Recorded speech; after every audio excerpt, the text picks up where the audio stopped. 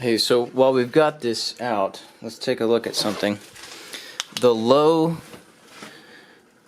transmission switch, I think, is one of these two wires. If someone wanted to try and delete all of their safety features, which I did, but I did them at the individual components, the PTO, the selector, and the brake and all that stuff.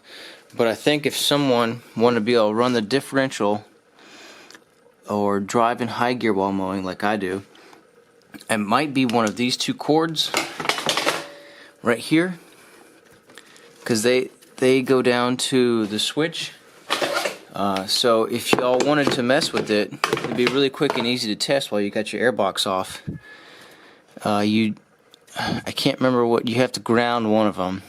Either unplug one and everything will work, or unplug one and tap it to a ground. And if that lets you be able to switch the PTO in and whatnot, then you've bypassed all the safeties. And that's a lot easier than doing what I did, which was go underneath each individual switch and either unplugging it or grounding it.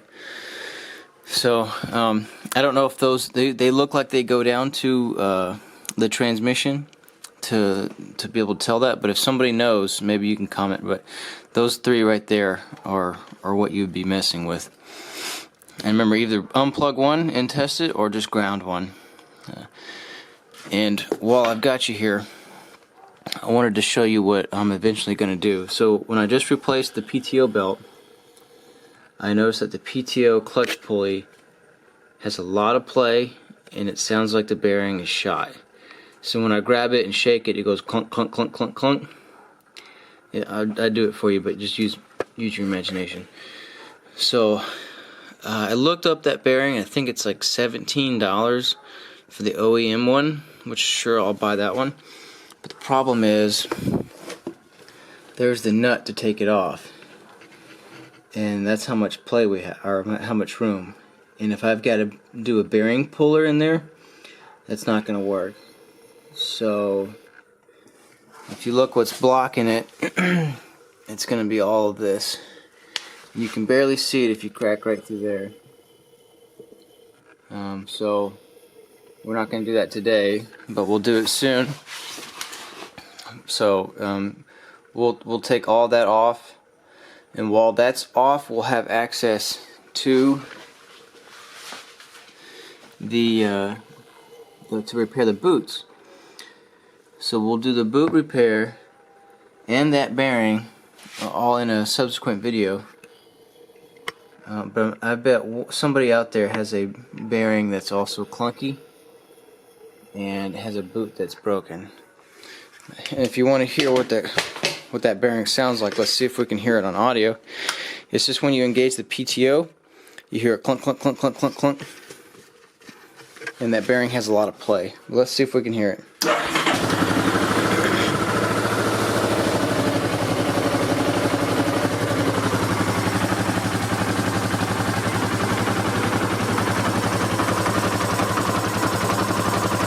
Sounds like a knocking noise.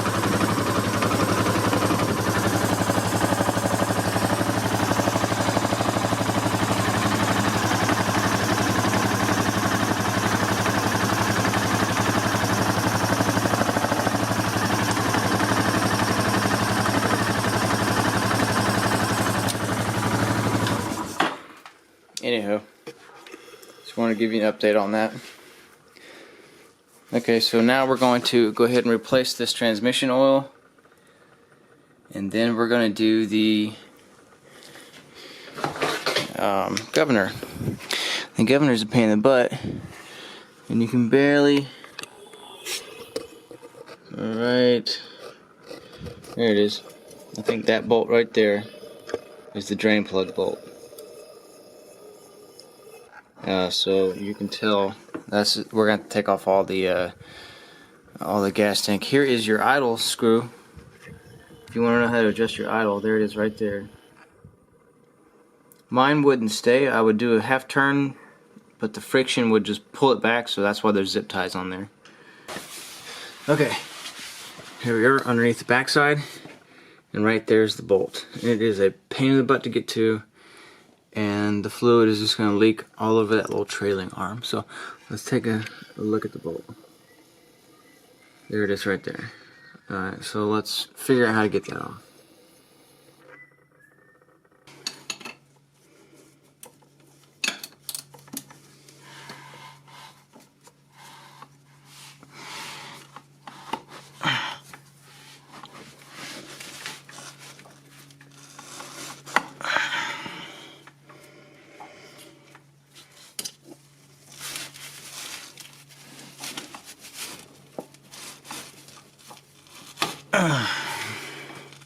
Okay, got it.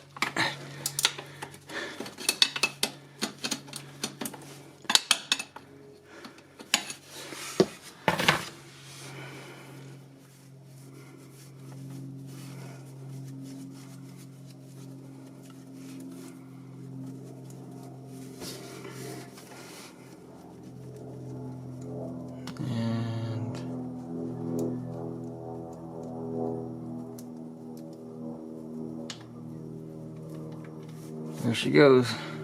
Bloop, bloop, bloop.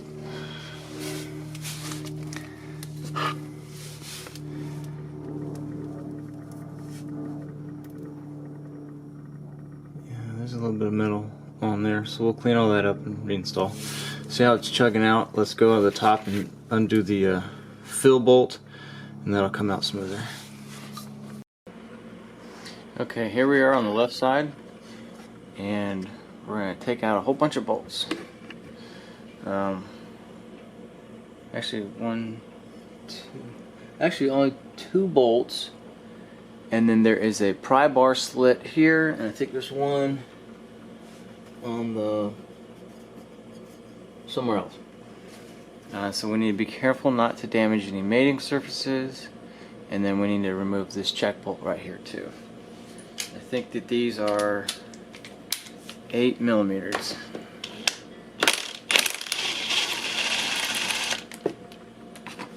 Yep, 8 millimeters.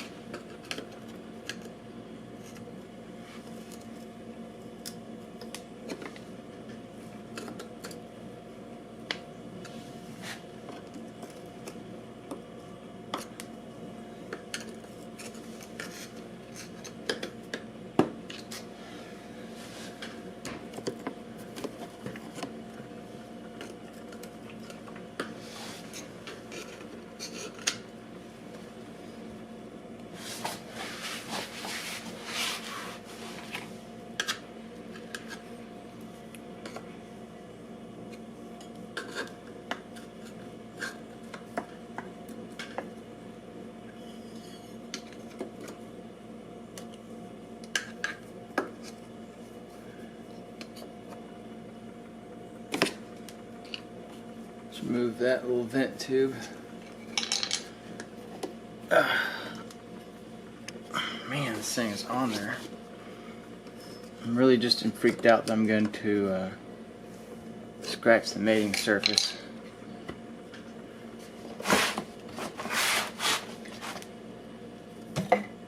There it is. Okay, the O-ring is in there, so you actually can be a little bit more aggressive. We'll clean all those surfaces up. This is where we fill from. So later when we do our new PTO clutch bearing replacement, it looks like we're going to have to pull that off right there. So I need to make sure I order a new lock washer right there.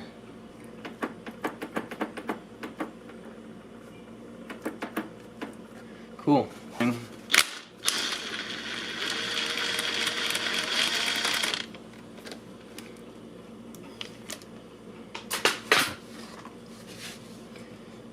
And it has fully stopped seeping, so we are done to add a new lock washer and refill.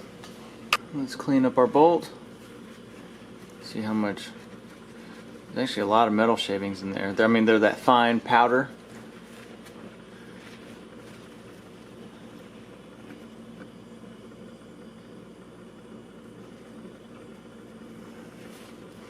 You see what's remaining on the bolt still. So this is good for doing this service. This definitely needed to be changed. Even though the oil came out looking, you know, honey brown, or I mean, the oil looked good coming out. It doesn't mean it does not need to be changed. This definitely needed to be serviced. This was approximately a year of hard work and service since the last time. No, maybe about a year and a half since I did this job. Okay, bolt has been cleaned. Let's put a new crush washer on, and then we can reinstall. And this is the drain bolt. So let's put that drain bolt in.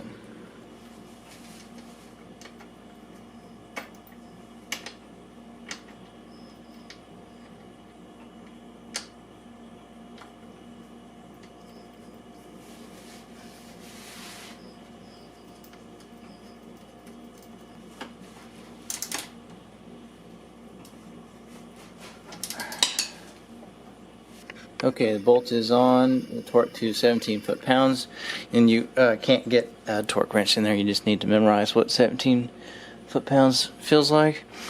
Now we're going to refill with oil, and we're going to watch it to see if it come out the check hole, and then we know when it's good to go.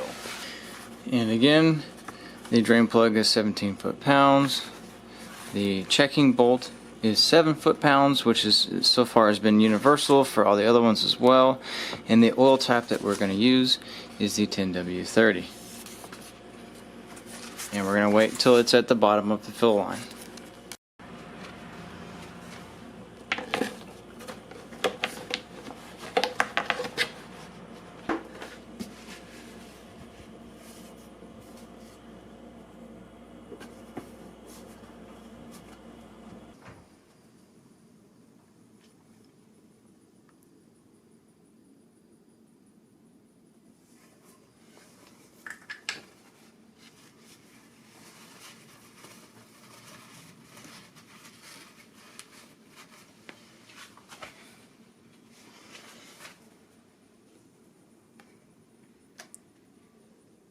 Gosh dang it, how come I'm making a mess?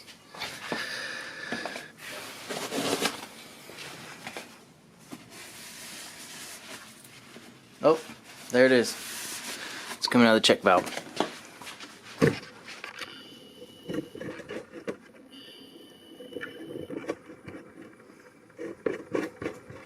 So we're going to let that level out, and then we'll plug it in. So whenever it stops coming out, that means it'll be at the bottom of that hole, and then we'll put the plug in.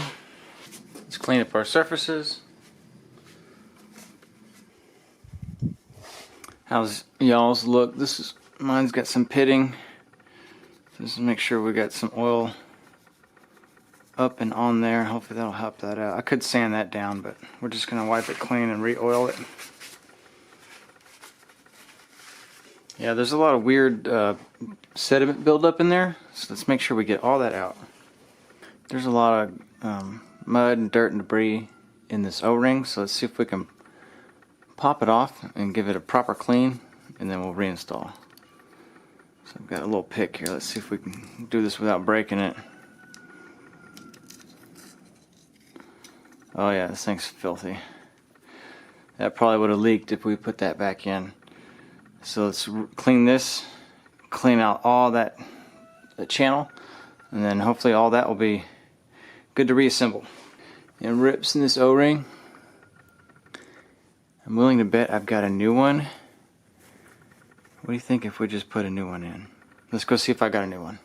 Alright, let's take a look at this together.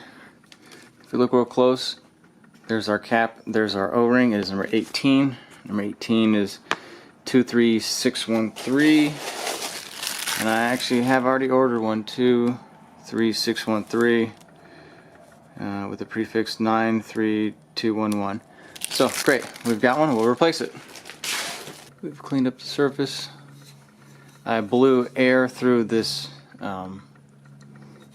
pressure release valve or whatever that is, and a whole bunch of chunks came out of there, so be sure to do that. Let's put a bead of oil around there and get the O-ring oiled up as well, and then we're good for reinstallation.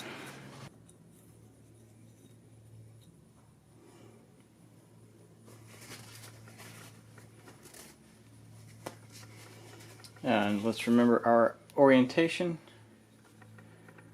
And there's only 2 bolts to hold this on, and the check valve goes up.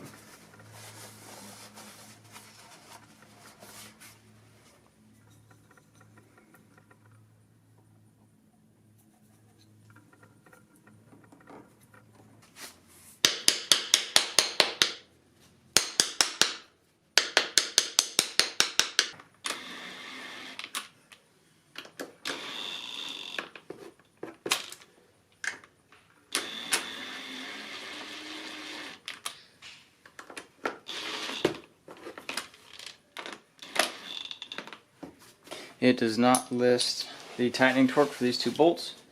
We're going to assume that they're just like the other ones, and we'll do 7.2 pounds.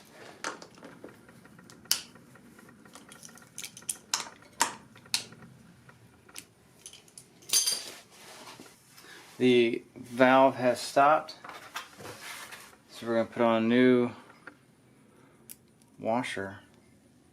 Actually, I don't know if that's the appropriate washer. Alright, so the washer 08087 is only the one for, is one for the rear differential, and I think something else.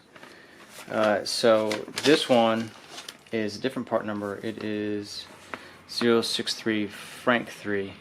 So don't use, if you bought a whole bunch of these washers for the rear differential and the other surface items, you're going to have to get a special one for that. So I don't have that one, so we're just going to clean the original one, reassemble, and I'll order that for next time and replace it in the future.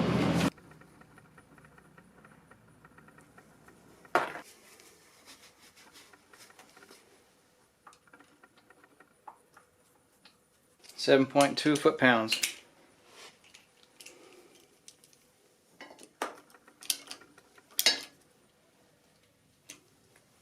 Okay, we have successfully completed changing the transmission fluid. Of course, we're going to check for leaks.